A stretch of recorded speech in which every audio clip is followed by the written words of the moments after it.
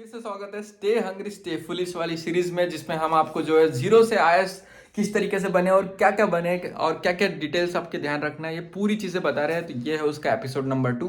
पूरे एपिसोड्स देखने के लिए जो है नीचे कमेंट सेक्शन में आप डिस्क्रिप्शन में आप जाइए, वहाँ पे पूरी प्लेलिस्ट जो है वो दी गई है। और इसमें हम आपको थ्रू आउट द प्रिपरेशन 1.5 साल 2.5 साल क्या करना है और कैसे अगर आप फर्स्ट अटेम्प्ट में ये एग्जाम निकालना चाहते हैं तो वो हर एक डिटेल दी गई है। तो आज का जो वीडियो है वो होगा, हम आज बात करने वाले हैं स्पेशली टाइम लाइन की। पूरे 1.5 साल 2.5 साल हमें क्या करना है, कैसे करना है। वीडियो थोड़ा बड़ा होगा पर हर एक छोटी से छोटी डिटेल जो है मैंने आपको शेयर की है, तो जरूर बने रहिए हमारे साथ। तो चलिए इस वीडियो की शुरुआत करते हैं।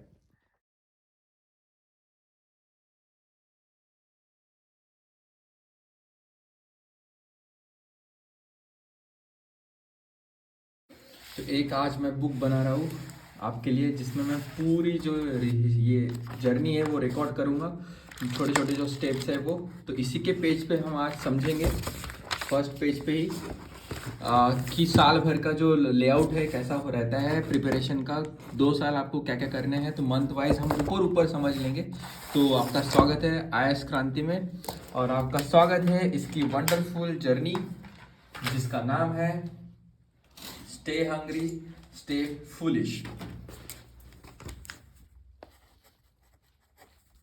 Stay hungry, stay foolish.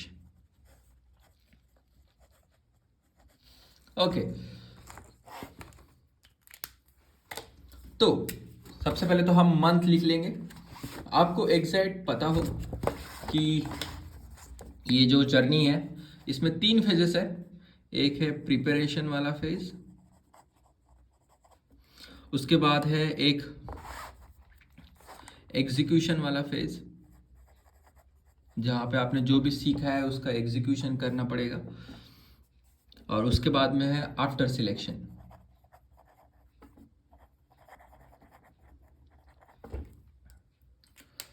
तो अब इन तीनों फेजों में हम इसे बांट लेते हैं यहाँ पर।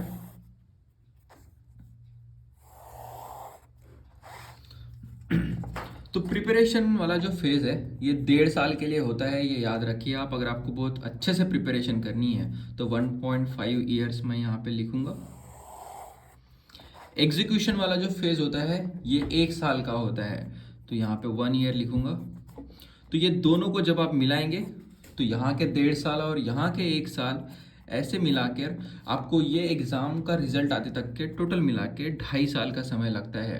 मतलब आपका सिलेक्शन होने के पहले आपने 2.5 ईयर जो है वो यूपीएससी को डेडिकेटेडली देना ज़रूरी है। अब उसके बाद 1.5 ईयर्स मतलब क्या, तो 1.5 ईयर्स में अभी हम समझेंगे। तो ये पीरियड शुरू होता है इस तरीके से।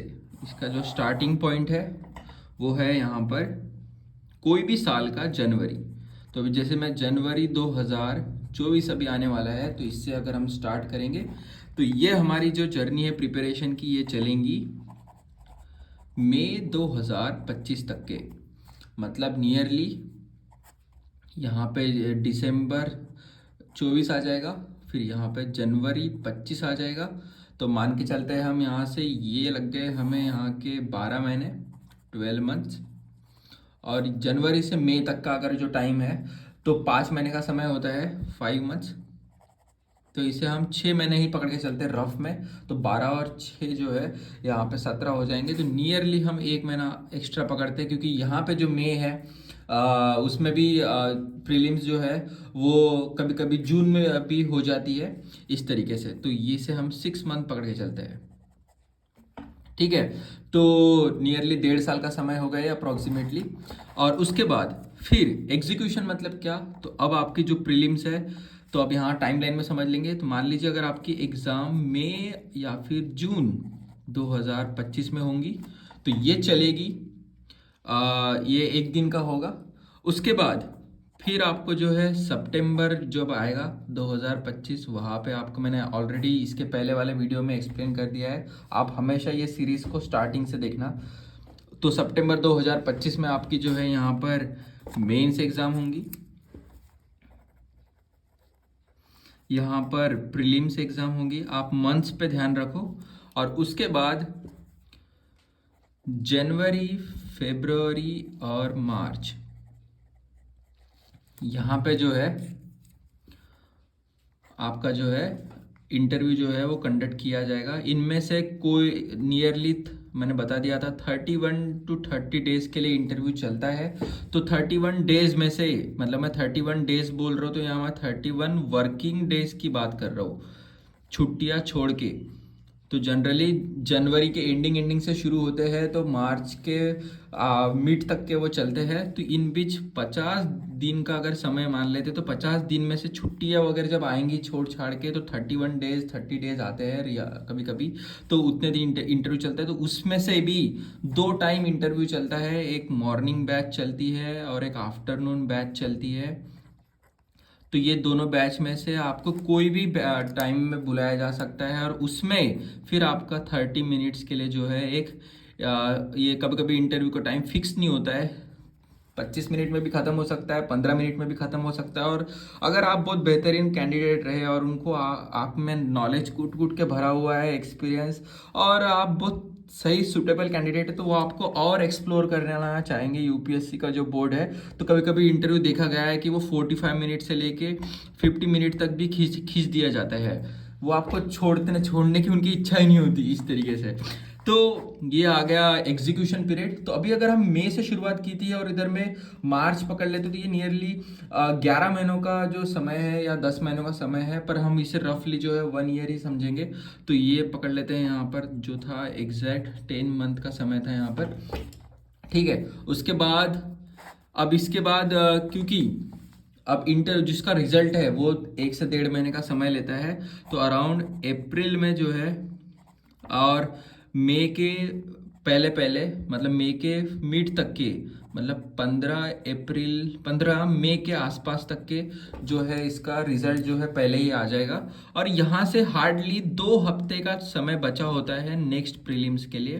तो जो बच्चे क्वालिफाई नहीं करते वो पहले से ही उनको फील होता है कि मैं एग्ज़ाम क्लियर नहीं कर पाऊंगा तो वो फॉर्म जो है भर देते हैं। हाँ, तो अब बात आती है कि फिर कब कब कहाँ कहाँ कैसे स्टेप्स लेनी है, ठीक है। तो अभी ये प्रीलिम्स पे भी बात करेंगे हम। तो अब आ जाते हैं हम यहाँ पर अप्रैल और मई में रिजल्ट आ गया। तो यहाँ से फिर आप जो है जो भी आपने ड्रीम आपका है तो वो आप यहाँ से जो है बन सकते हैं इसके बाद से।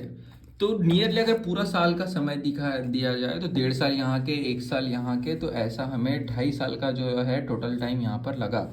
उसके बाद अब जैसे मैंने यहाँ से एकदम स्क्रैच से शुरू किया, पकड़ लीजिए किसी ने भी, तो यहाँ का जो फरवरी आएगा तो यहाँ पे भी एक जो है एग्ज़ाम जो है हर साल नोटिफिकेशन निकलता है यूपीएससी का, साल में आप एक बार एग्ज़ाम दे सकते हैं। और यहाँ पे आपको 25 दिन के आसपास मिलते हैं फॉर्म भरने के लिए।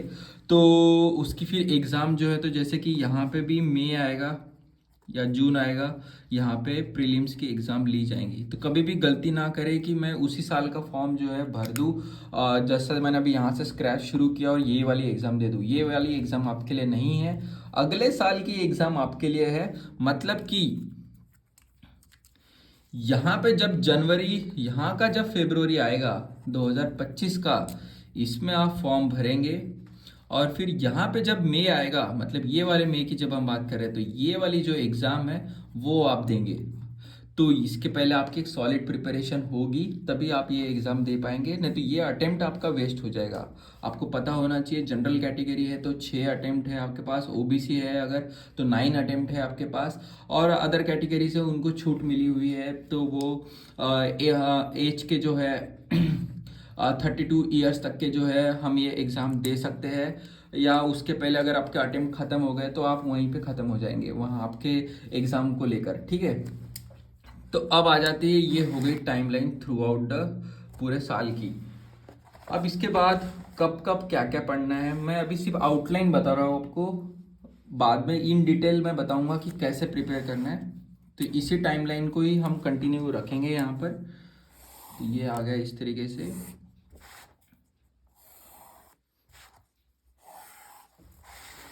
तो अब आ जाएंगी बात पहले 1.5 साल में क्या करें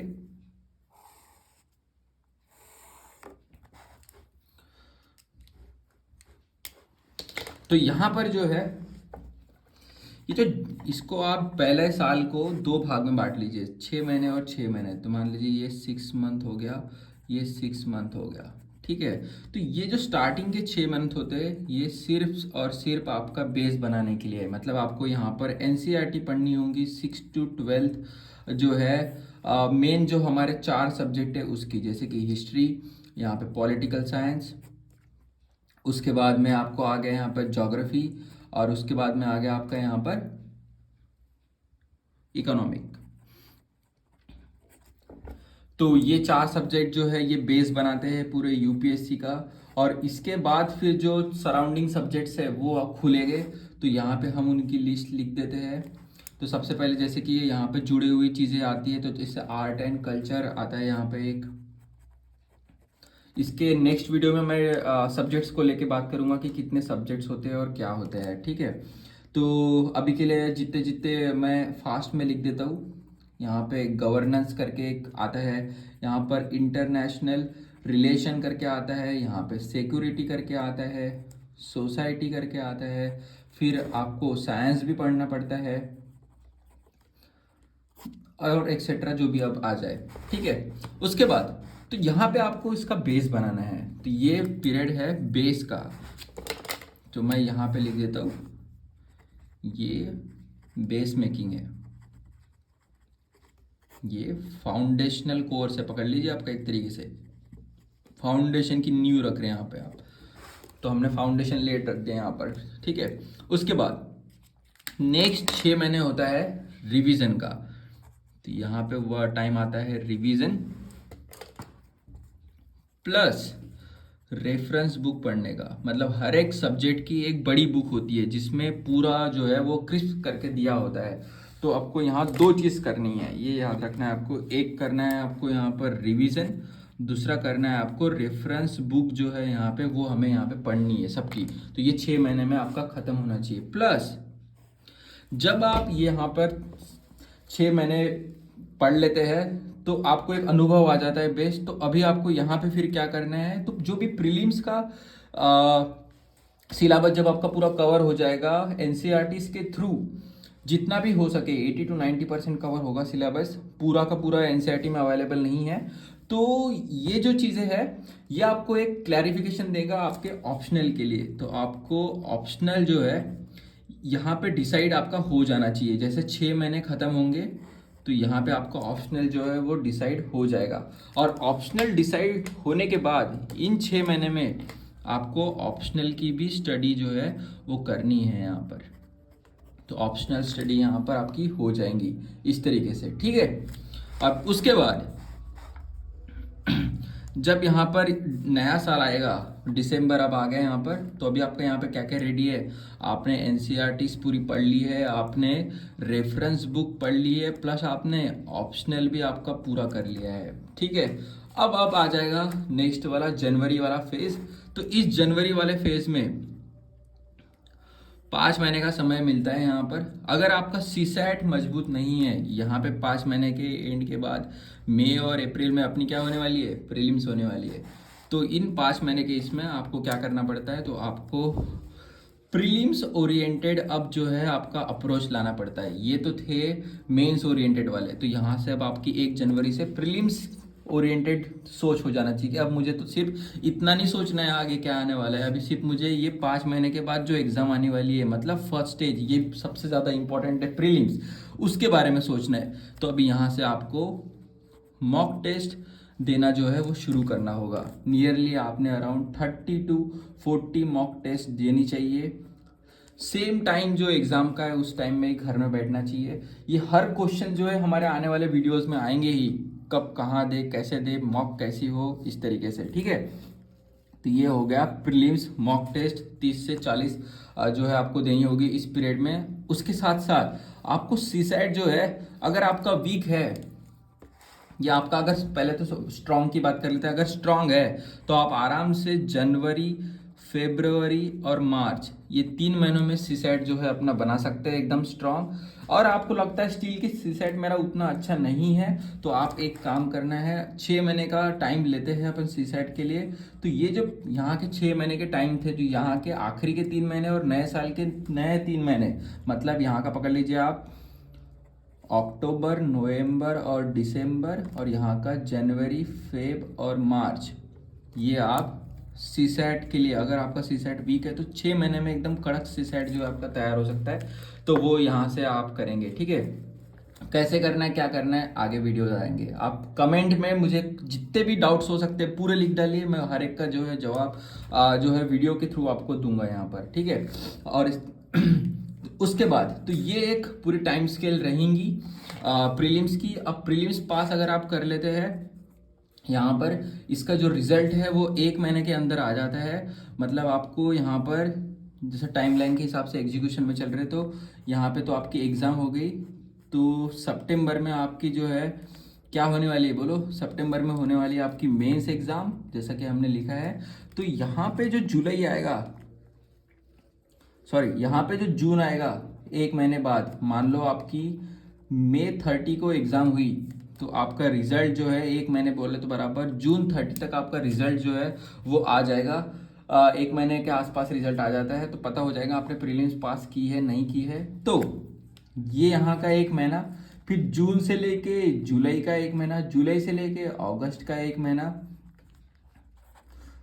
और अगस्त से लेके सितंबर के कुछ 15 दिन, मतलब यहाँ के 15, तो ऐसे 1 2 3 और 15, मतलब अराउंड 3.5 मंथ का जो टाइम है वो आपको मिलता है मेंस की स्टडी करने के लिए।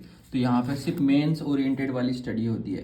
तो जो सब्जेक्ट यहाँ प्रीलिम्स में नहीं थे वो सब्जेक्ट को आपको यहाँ पढ़ना होता है। जैसे कि आपको यहाँ पे पढ़ना होगा वर्ल्ड हिस्ट्री, जो प्रीलिम्स का पार्ट नहीं है। उसके साथ आपको यहाँ पढ़ना होगा एसे, जो प्रीलिम्स में नहीं आता है। उसके बाद आपको GS4 मतलब इथिक्स का जो सब्जेक्ट है वो यहाँ पे पढ़ना होगा। प्लस आपको लैंग्वेज के भी पेपर जो ऑप्शनल है उसकी भी बेसिक यहाँ पे पढ़ाई करनी होगी। तो लैंग्वेज के पेपर 2 आपको देने पड़ते हैं, एक इसमें से इंग्लिश जो है वो कंपलसरी होता है, और 22 लैंग्वेजेस जो है उसमें से आप कोई भी अपनी एक लैंग्वेज चूज सकते हैं वो। प्लस यहाँ पे आपको ऑप्शनल का पेपर जो है वो देना पड़ता है, जो आपने प्रीलिम्स में यहाँ नहीं आया था। तो इतनी चीज़ें एक्स्ट्रा जो है वो यहाँ पे निकल के आती है, जो आपको 3.5 महीने में करना है। तो इसमें से इतनी चीज़ों को तो अभी तक हमने हाथ नहीं लगाया है, ठीक है।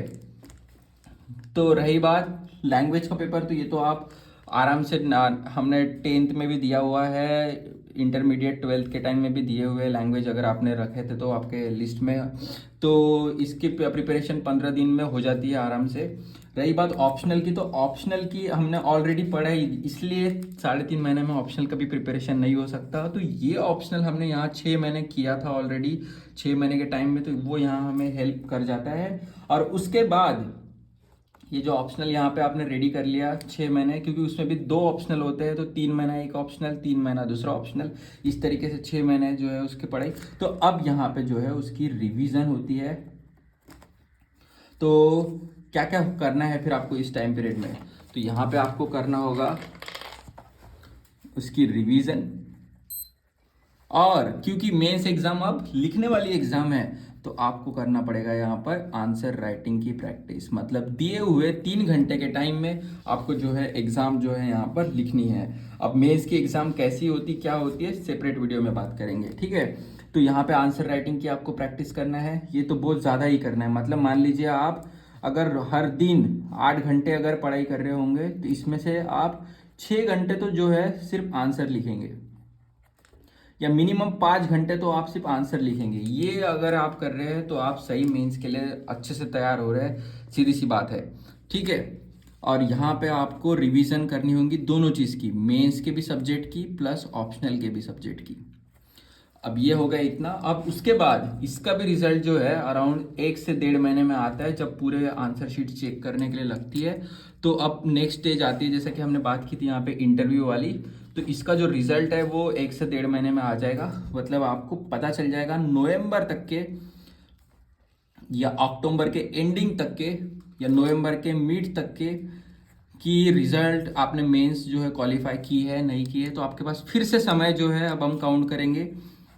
सितंबर से अक्टूबर 1 महीना, अक्टूबर से नवंबर 2 महीना, फिर नवंबर से दिसंबर 3 महीना और दिसंबर से जनवरी 4 महीना। तो ऐसे आपको एग्जैक्ट जो है यहाँ पे 4 मंथ्स का जो टाइम है वो मिलता है। कभी कभी ये आपको अगर रिजल्ट लेट आ गया तो 3.5 महीने का टाइम मिलेगा। तो ये टाइम है इंटरव्यू की प्रिपरेशन करने का। तो इसके लिए आपको कहीं ना कहीं जो है मॉक इंटरव्यूज़ लगाने होंगे। हज़ारों इंटरव्यूज़ नेट के ऊपर यूट्यूब पे अपलोडेड है, वो आप यहाँ से देखें।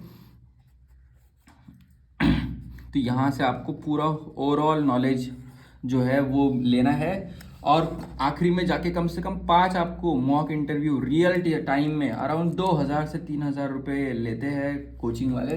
तो उनके पास जाके आप एक इंटरव्यू जो है दे सकते हैं। आपको उसकी वीडियो रिकॉर्डिंग मिलेंगी, वो रिकॉर्डिंग को फिर आप खुद एनालाइज करके आप में खुद में सुधार जो है आप करेंगे। और आप अगर मॉक इंटरव्यू दे के आए हैं तो आपको पता चल जाता है कि आपका जो लोगों के आगे आपके पॉइंट को एक्सप्लेन करना किस वे में आप कर रहे हैं, सॉलिडली रख पा रहे नहीं रख पा रहे आपके हर एक मुद्दे, और क्रिस्प मतलब छोटे शब्दों में कम शब्दों में आप पूरा एक्सप्लेन कर रहे नहीं कर रहे। यूपीएससी का पूरा सारी ये है, कम शब्दों में आपको ज़्यादा से ज़्यादा एक्सप्लेन करना है इस तरीके से, और point two the point explain करना है।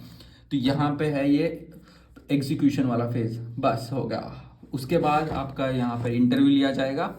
अब जैसा मैंने आपको ऑलरेडी बता दिया है, तो ये हो गया आपका एग्जीक्यूशन वाला फेज ख़त्म। मतलब 1.5 साल पढ़ाई की, उसके बाद 1 साल जो सीखा था उसको एग्ज़ाम के फॉर्म में उतारा, प्लस रिवीजन की, और उसके बाद फिर जो है ये पूरी प्रोसेस चली। तो ये है थ्रू आउट 1 ईयर का पूरा जो है एक ढांचा, एक गाइडलाइन, एक गार्ड रेल, एक बाउंड्री जिसके बीच में ही आपको चलना है। और ऐसा प्रिपेयर करेंगे तो आप फर्स्ट अटेम्प्ट में ही जो है एग्ज़ाम जो है वो निकाल सकते हैं। इसकी जो फोटो है कंप्लीट अच्छे क्वालिटी में मैं आपको अभी यहाँ पर दिखा दूंगा, आप स्क्रीनशॉट उसका ले लीजिए, ठीक है। और मैं नीचे पीडीएफ में भी इसकी जो फोटो है वो लिंक दे दूंगा, आप वहाँ से भी इसे डाउनलोड कर सकते हैं। भले ही वीडियो बड़ा बना हो बट मैंने आपको पूरी इन्फॉर्मेशन दी है what to do for 1 year. तो ये वीडियो इतना अच्छे बनने के पीछे का रीज़न एक ही है कि मेरे 3.5 साल का एक्सपीरियंस, और उसे मैंने पूरा आपको इस 15 से 20 मिनट के वीडियो में जो है एक्सप्लेन किया हो, और पूरे दिल से एक्सप्लेन किया हो। आप डेफिनेटली अगर आप देखेंगे तो ये बेस्ट ऑफ बेस्ट स्ट्रेटजी होंगी पूरे साल भर की, और जिससे आप जो है प्रॉपरली जो है प्रिपेयर कर पाएंगे। तो डेफिनेटली आप इस वीडियो को लाइक कीजिए अगर आपको ये अच्छा लगा हो, और नीचे कमेंट करके हमें बताइए कि ये वीडियो किस तरीके से आपको लगा। 1000 वीडियो जब हम देखते हैं उसमें से थोड़ा सा कुछ सीखते हैं।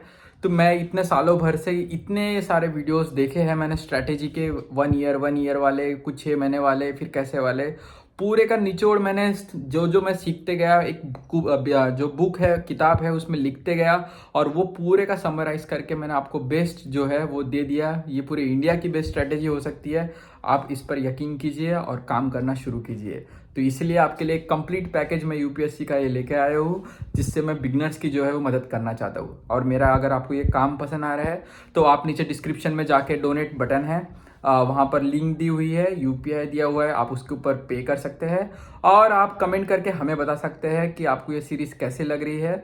डेफिनेटली हम इसके ऊपर और ज़्यादा इम्प्रूव करेंगे, और मैं हर एक छोटे बहन भाई जो मेरे इस प्रिपरेशन वाली दुनिया में आ रहे हैं उनकी हम मदद करेंगे। तो that's it for this video, मिलते हैं पार्ट 3 में। तब तक अपना ख्याल रखिए। जय हिंद।